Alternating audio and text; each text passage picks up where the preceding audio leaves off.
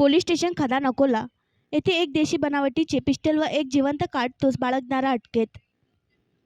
Police station खदान अकोला येथे दिनांक 26 मे 2024 रोजी गुप्त बातमीदारामार्फत खात्रीलायक माहिती मिळाली की एक इसम हा अष्टविनायक कॉलनी खडकी अकोला येथे अवैधरित्या एक देशी बनावटीची पिस्टल जवळ बाळगून संशयितरित्या फिरत आहे।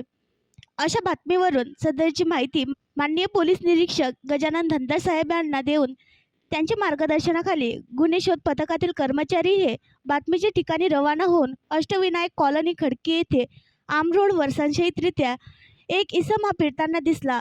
त्यास आवाज देऊन थांबवून स्टाफच्या मदतीने घेराव घालून त्याच्या कमरेला एक लोखंडी पिस्टल दिसून आली। ती 50 सेक्शन जप्त करून ताब्यात घेतली।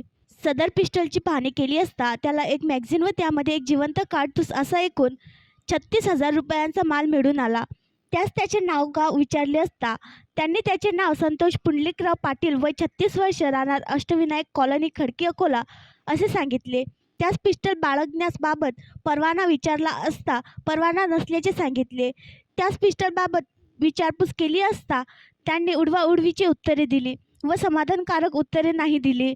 त्यावरून पोलीस स्टेशनला आणून त्याच्या विरुद्ध अपराध क्रमांक 460/2024 कलम 325 आर्म ॲक्ट प्रमाणे गुन्हा दाखल करून अटक करण्यात आली।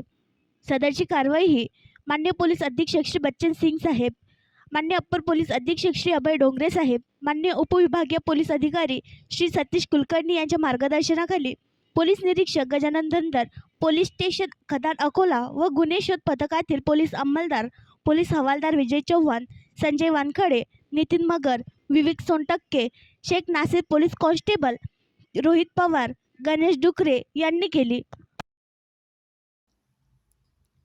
आणखी नवीन व्हिडिओ पाहण्यासाठी आमच्या देशमुख एक्सप्रेस न्यूज चॅनलला सबस्क्राईब करा, लाईक करा आणि शेअर करा।